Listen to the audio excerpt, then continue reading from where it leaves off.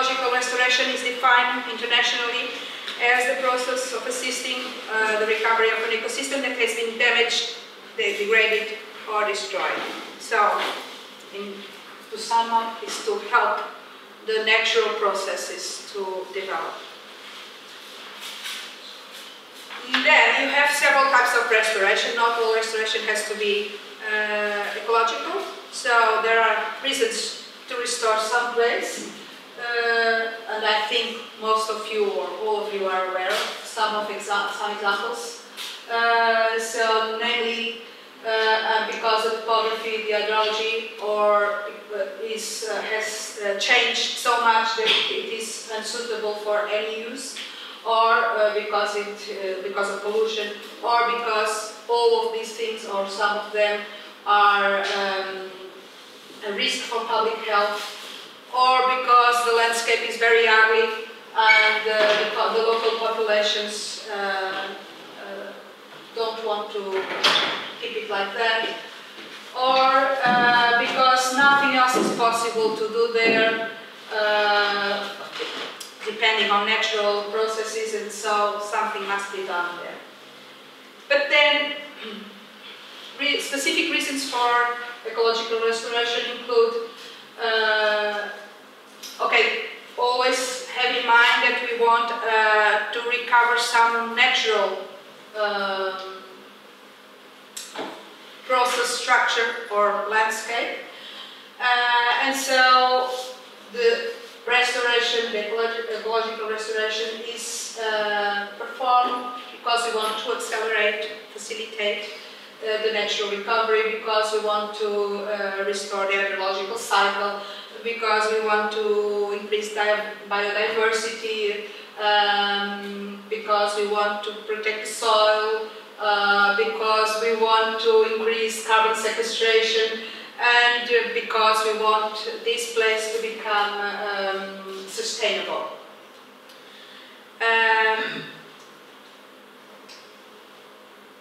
So we decide to make some restoration, some ecological restoration, and it's very important to think about why does it not work, or it is too often it does not work.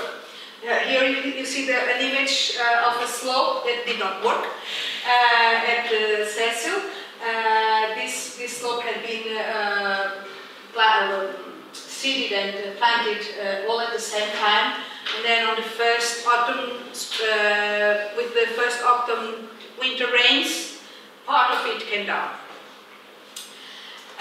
So one of the main reasons for failures is that at the beginning, before doing anything, the objectives are not well defined.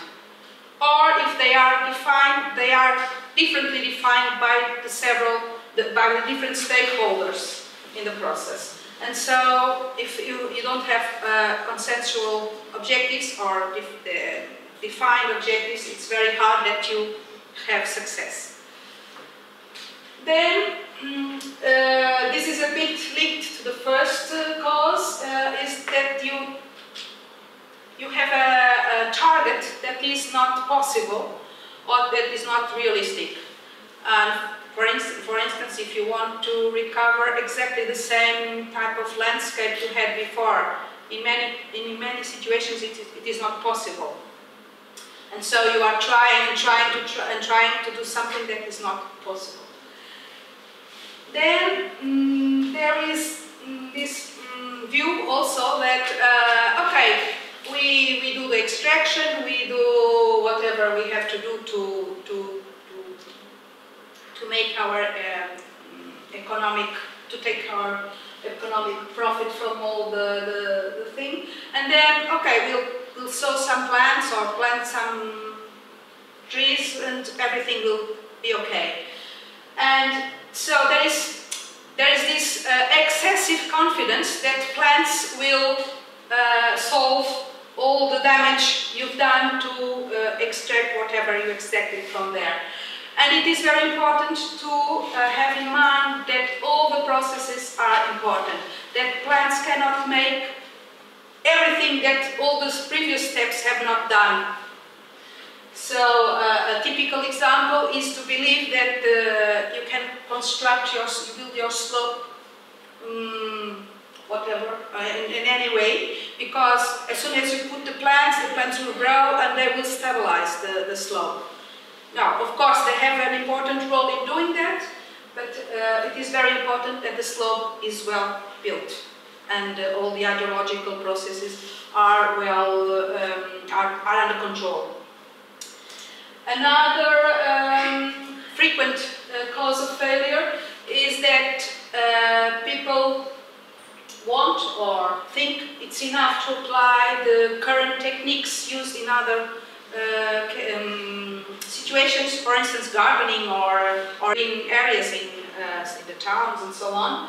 And so they just copied the same techniques they use in these situations to mines or quarries or this kind of very, very highly degraded places. And of course, the things don't work.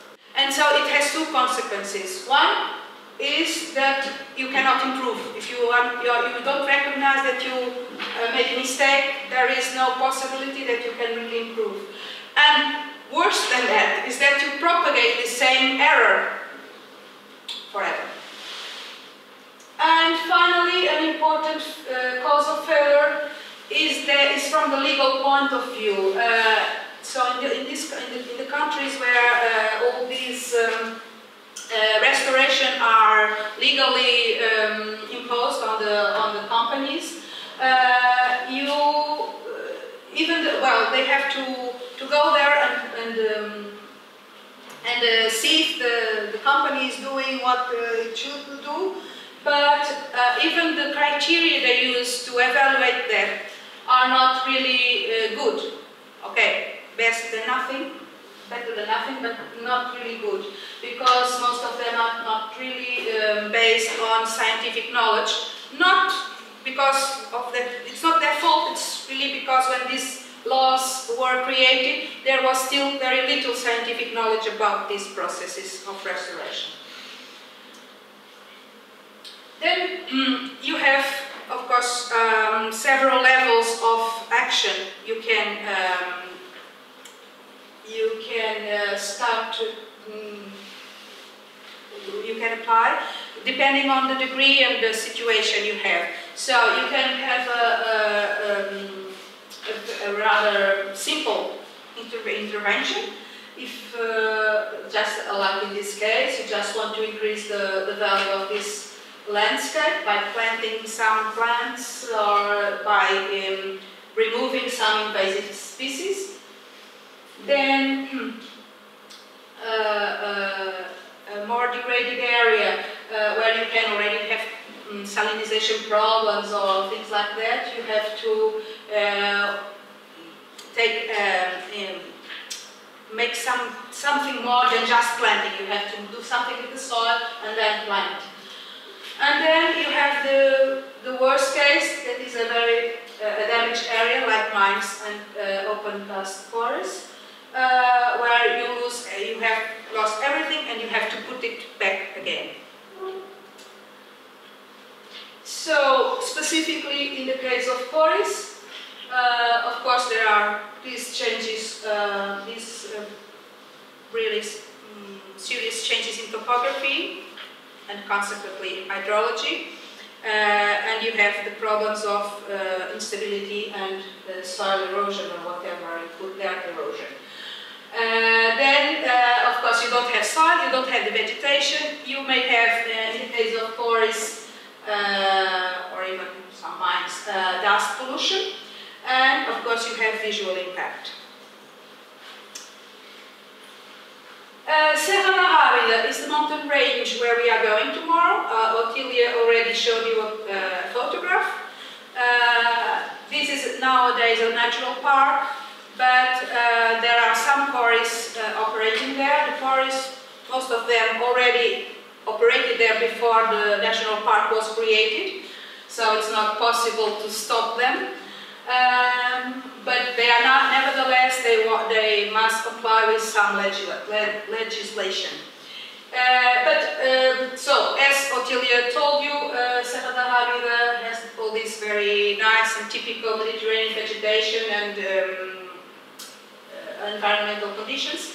So, for a quarry there are some more problems to solve. Of course, the climate, the low nutrient availability in the soil, mainly because there is no soil. Of course, recurrent disturbances like wildfires and grazing and recreation. Many people go there for holidays. And in this case, because it's a natural park. So these are all things that the person in charge of the restoration must take into account to plan the actions. So the first thing to do when you have to restore a quarry is, of course, to take care of the land forming. And so make sure it becomes stable, whatever remains, and that whatever remains not only safe from the hydrological and erosion point of view, but also that will not prevent the subsequent actions to take place. Sometimes it seems very obvious, but in practical terms sometimes it does not happen. And then you have to add everything that is still lacking there. So the soil and the plants. So the substrate. I usually call it substrate because we don't have a soil there. We may use some soil to make a substrate, but it's not a soil. So characteristics of this substrate: it must provide physical support for the plants. It must be able to store some water and nutrients, also to provide these water and nutrients to the plants, and of course be a good starting point for the true soil. And then you have to put the plants. Then you have to choose plants that are able to, of course, cope with Mediterranean climate, that are adapted to limited resources, and that are resilient to disturbances because of the problems I told you about previously. Then there are two kinds of plant introduction you can make. One is by sowing. So seeding is one usual way to do restoration anywhere, not only in forests. I don't know if you know what hydroseeding is. So it's a seeding that is included in an irrigation system, if you want. So you spread the seeds with the water and something else, sometimes mixed.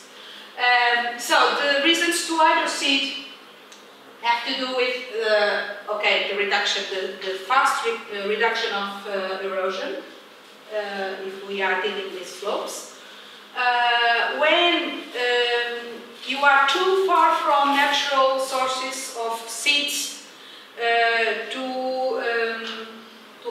expect a fast natural recovery, because if you put substrate there and you are near natural sources of seeds, you probably don't have to do much. But if you are far or if there are obstacles, you should have to hydroseed. Then you must have, if possible, a positive cost benefit of this action. And sometimes you may need to seed if you are interested in recovering certain species that for some reason are not easily establishing naturally. Unfortunately, the main reason for hydroseeding is not, I forgot to tell you, hydroseeding is used for large areas. If you have a small area, no, it's no use using hydroseeding, but if you have large areas, you really need to hydroseed. So the main reason why seeding is done, or hydroseeding is done, is mainly to obtain a fast green cover, so that the visual impact decreases. And it's in black there because this is for me, this is no reason to want to see it. Then the other way to introduce plants is by planting, of course. You might want to introduce plants as seedlings because this kind of vegetation is more similar to your target, to your reference, or because it helps you to also to decrease the visual impact. For instance, if you have bare walls, very high bare walls, so if you have trees, they will hide a bit more than just birds. Then, if you want to create microenvironmental conditions to attract a natural natural properties of plants or even animals, or once again, if you want to introduce some specific species that do not easily establish there, so you should plant them. Then you have to choose what plants you are going to put there, and I will go fast over these next 3 slides because it's a bit what Otilia told you this morning. So these plants have very different characteristics. You should take into account different parts of these different groups of characteristics, like the life cycle, like the way they spread and the way they grow, the function they have in the community, if they are, from what stage of the succession they belong, and knowing your place, the place you want to restore, you should go to your catalog of plants and choose the plants that you think are best suitable for these characteristics you have in the target area. These are the kinds of criteria that you can add to the previous ones.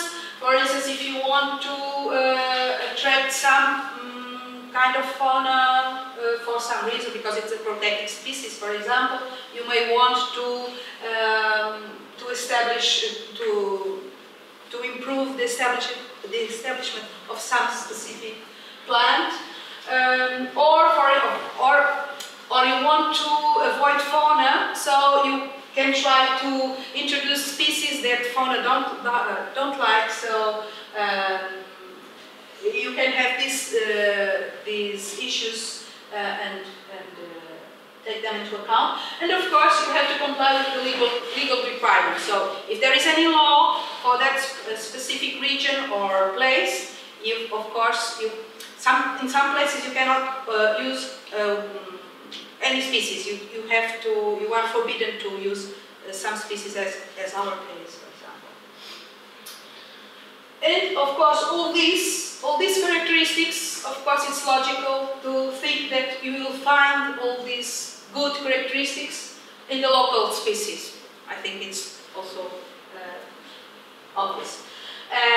For all these reasons, they are resistant, they are used to the climate, they are used to each other, so it's expectable that they won't overcompete between them. And because what we know about the species is normally how they behave in their own habitat, in their own environment. So if you are introducing to restore a quarry, for example, a species that you know how it works very well in Berlin, but it does not exist in Portugal, and you put there in the quarry, you have no guarantee that it will probably not work as good as in Berlin. So it's also important to have the knowledge about the plants in their native place. However, choosing local species is not easy. I mean, choosing is easy, but obtaining them is difficult. and mainly because there is very little commercial availability of seeds and plants. Because if you are a bit acquainted with what the plant producers sell and seed providers, most of the seeds and most of the species they sell have a worldwide distribution. And when you want something more specific, it's very hard to find, and when you find, it's very expensive normally. So this is a problem.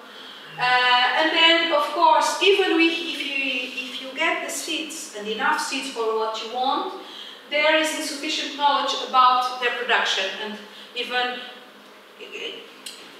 in our case, we found out that 3 or 4 species that are normally not used are good for restoring this quarry.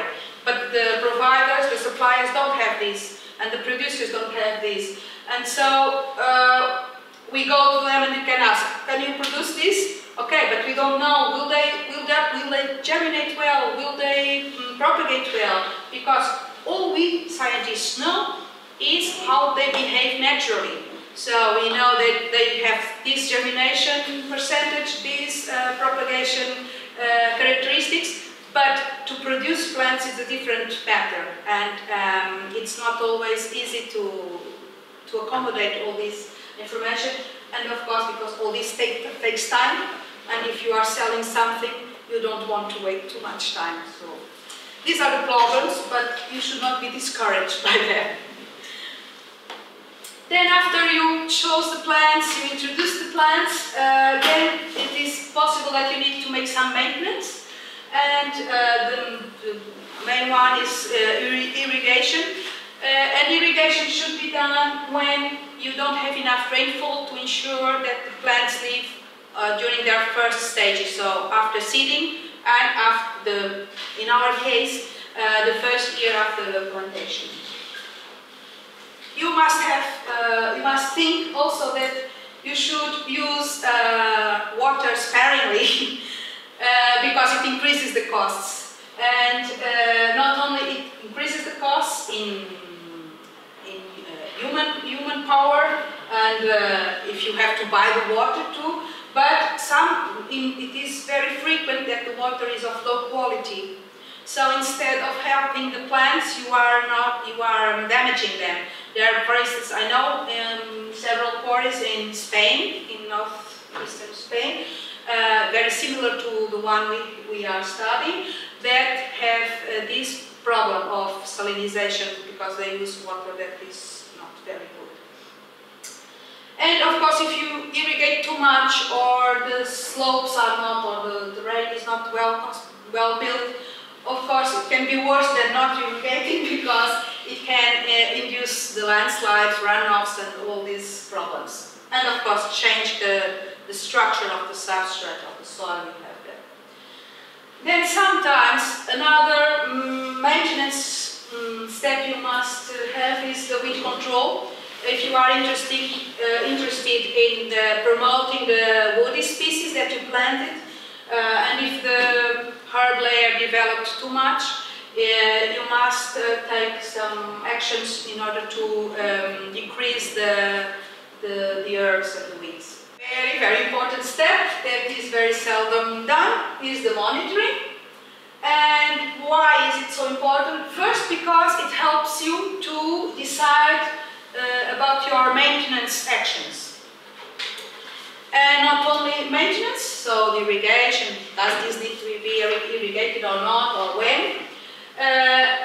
If there is a lot of mortality, for example, you may decide to replant to fill the gaps, or you should be aware of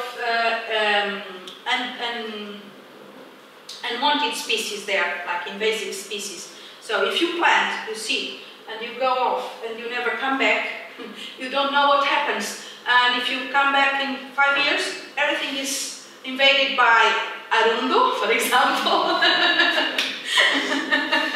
or by something else, and you had no time to try to control it.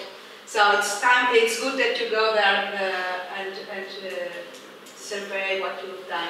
And thinning is something that one of my colleagues will tell you about. It's part of the adaptive management. So if you go on monitoring your revegetated area, you can decide that there is something that is not going the right way, and you should do something else there. And thinning may be one of these actions. And then the other important part of monitoring is to evaluate the success of your action. So, in ecological restoration, you have this global objective of reaching a landscape, a structure, a function similar to your reference.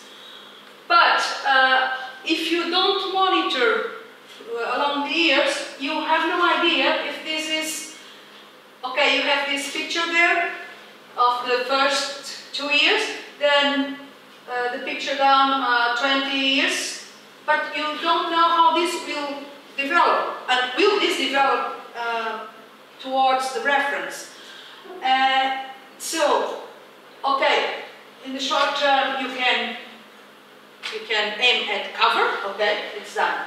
At 15, 20 years you can aim at diversity and structure, okay, but nothing is telling you that you are getting here. That's why it's important to go on making this evaluation. Of course, the frequency is different according to the initial time, but it should be done. Okay, now going to our quarry. So this is part of the Serra da Rábida. I think there is a pointer here, but I don't know. Okay. So here you have the Atlantic Ocean, and then so the mountain range stands at the mouth of the River Sado, and our quarry is there, the Cecil quarry. And what you can see, what I want to highlight with this picture is that it's right in the middle of the park, all around it's the natural park, and it faces the town of Setúbal. So people living in Setúbal can see the quarry, and it makes a very hard visual impact. And that's why there is a lot of pressure, public pressure to restore and to make this quarry green again. I also must tell you that the company did not need all this pressure to, by its own will, to start restoring the quarry. But it's always a pressure, it's a continuous pressure there. So, going step by step in our process of restoring. Okay, here you have a view of the quarry, and of course our goal should be to make something similar to the vegetation around from the natural park. Okay, so the goals, the objectives of the company are, of course, first of all, comply with the legislation, otherwise they are not allowed to go on extracting. To make some, effective actions, so to control erosion, to reduce the visual impact and avoid all those problems that we talked about, and to make cost-effective actions. And as far as possible, not to have to go there again later. And these objectives are less clear, but they are implicit. Of course, to reintegrate this area in the park and to promote a fast re-establishment of the typical plant and animal communities. So these are general main steps of the quarry restoration. So after extraction, you should take care of the land farming and management of the hydrological system, to create and install the substrate, then to introduce the vegetation, monitor and make some management if necessary. And my talk will be only about this part of these processes. You will see this tomorrow, but it's important that you know this already because of what I'm going to explain and my colleagues after me. So this company started to, well, this quarry was, they started to revegetate it in 1983, and it's from the upper, it's up to bottom. Well, it goes down. As soon as so they made these platforms in a stair. It's like a staircase. So the older platforms, as soon as they were finished, so they explored the platform and well, they explored the rock, the rock, and then platform results from that. As soon as it was finished, it was revegetated. So what we have there is a series of platforms with different ages. And this was done until 2002. In these platforms, what they did was just to put the substrate and to plant. They did not introduce seeds. And the vegetation you find there results from planting and from natural sources. Then from this time on, they started to make these slopes, and the slopes, apart from planting, they are also seeded. On top you can see the natural vegetation, so it's like you are seeing your target. You want to make something like that in these platforms, scarps and slopes. And tomorrow, I'm sure, they will explain you a bit more about this. In place, it's easier to understand. So they started to revegetate this in 1983, and our team started to work with Cecil in 1998.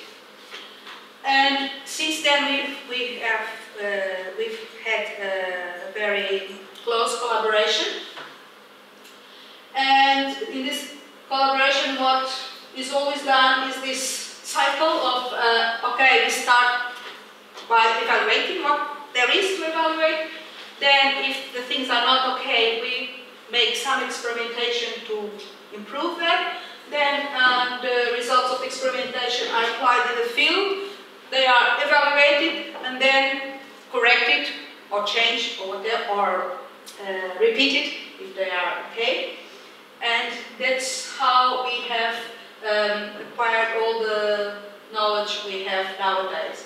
This is very complicated. It's just to tell you that this is a calendar from 98 to nowadays.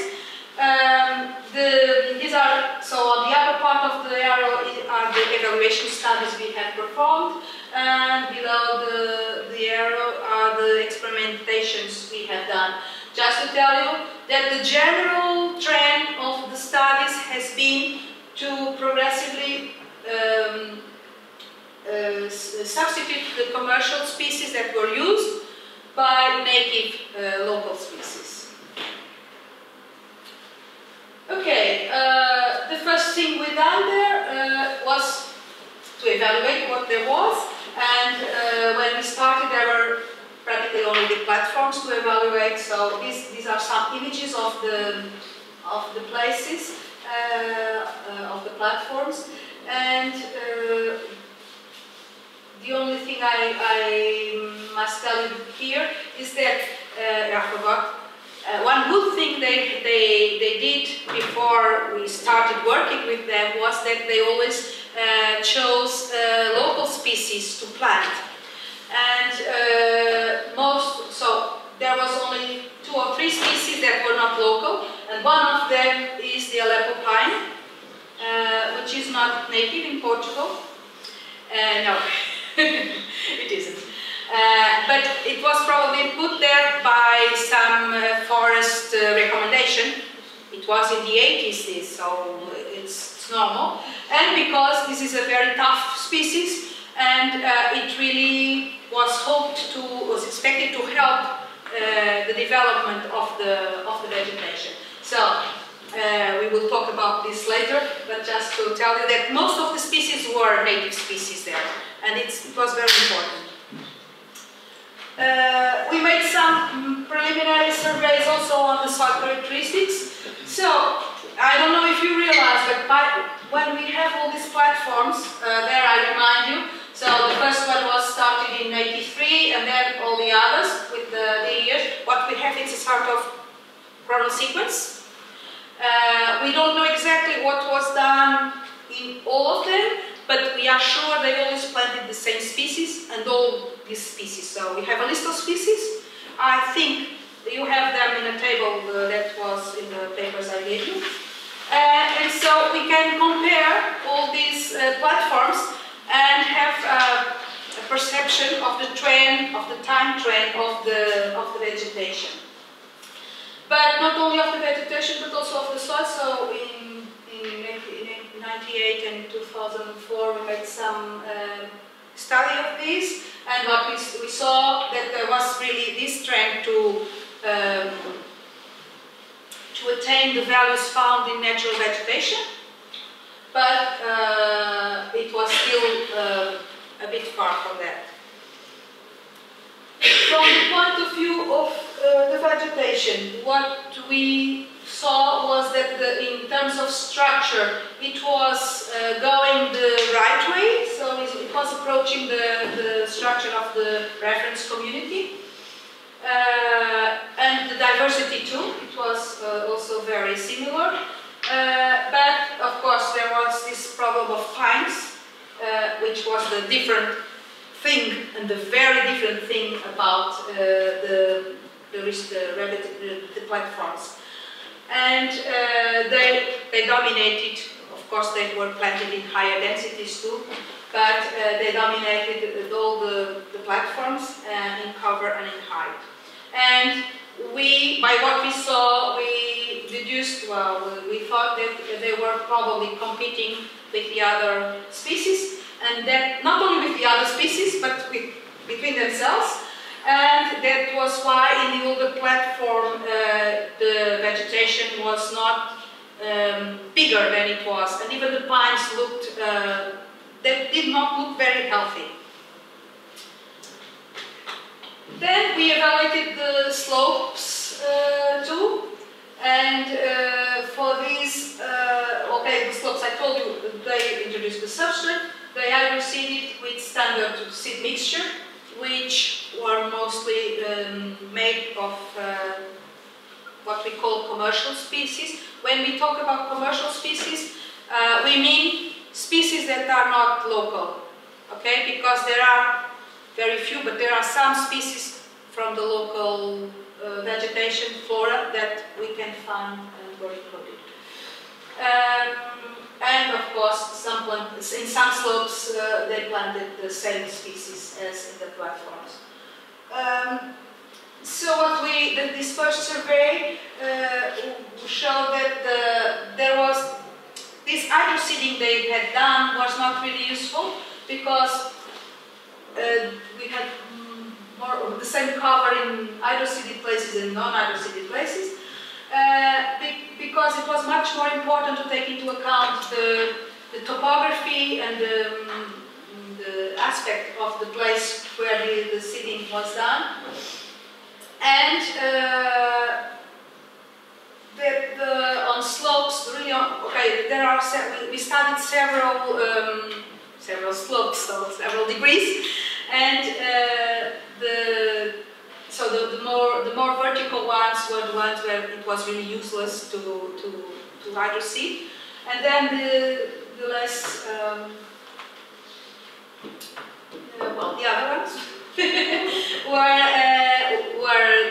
covered with vegetation, but they were dominated by commercial species. But most of all, and what made it more difficult was that there was not really much information about what had been done previously. And okay, you can see how it is now, but if you don't know what has been done, you cannot make the connection and try to correct the errors.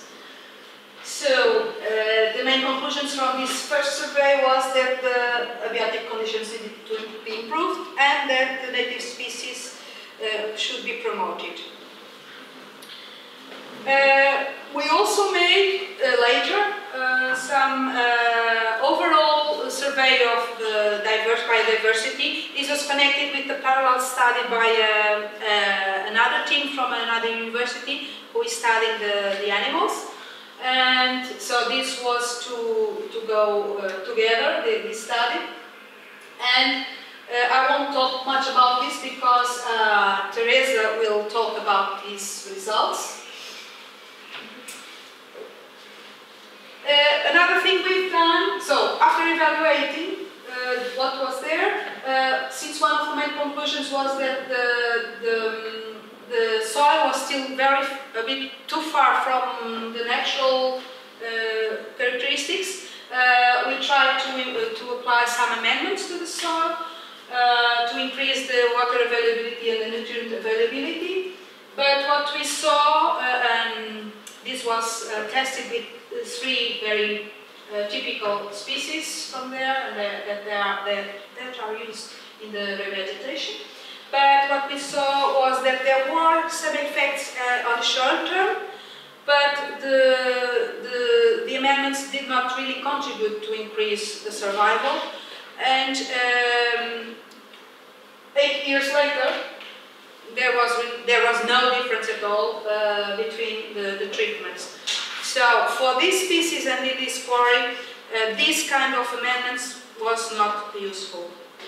And what we've done here was to test the introduction of compost in the substrate and well, the summer irrigation after the first year.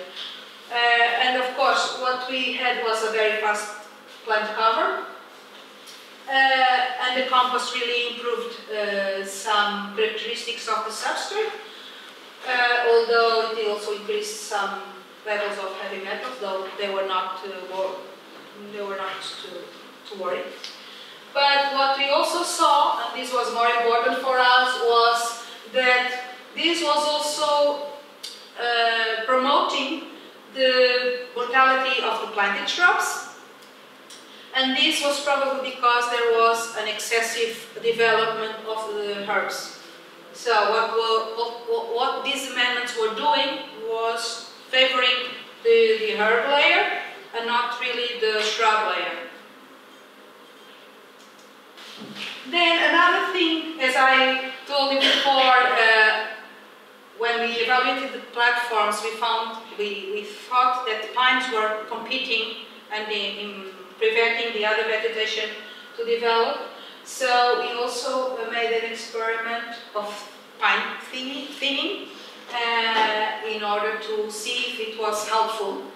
And Alice, she's there, she will tell you about this experiment and the results. So, from all this work we've been doing at this quarry, I would like to highlight the main lessons we have learned until now, which are that what the company did before we started collaborating with them was really good, and it contributed to accelerate the recovery of the quarry. But of course there were still many problems to overcome, and such as the poor soil development. That the substrate amendments we've tested were not good to promote the shrub growth because they promoted herb growth instead, and this outcompeted the shrubs. This is something that you probably are aware of, but you have to pass this message always, that the short-term results are not good indicators of the success, and it only indicates a relative success, and it should be monitored, because this is still changing.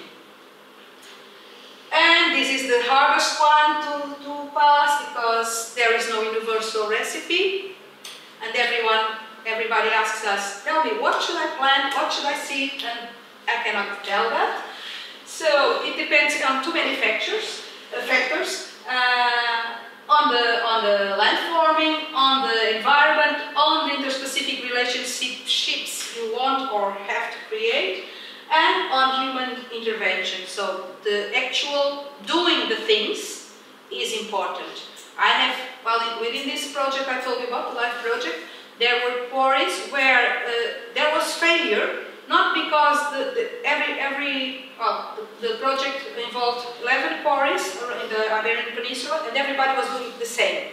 So some quarries had failure, not because they were doing different, they were doing exactly the same as all the others, but because the persons who planted the plant, who chose the plants and planted them, were not working properly. So the plantation itself was badly done, and so the mortality was very high. And finally, evaluation is crucial to understand if the goals will probably be met, and to correct mistakes, and of course to make some subsequent management if necessary. And I also like to highlight the good things that the companies do.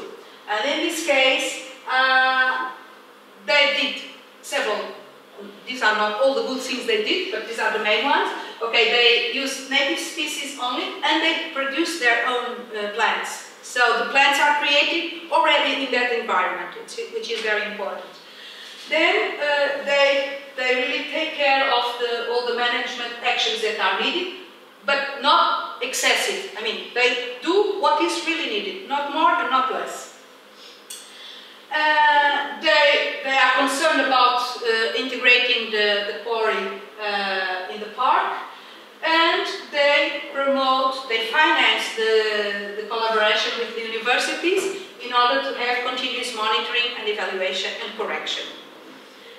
And all this work is not possible without people, and since '98 we have had a lot of people. All these people listed here have contributed to our studies and is still contributing, and that's all.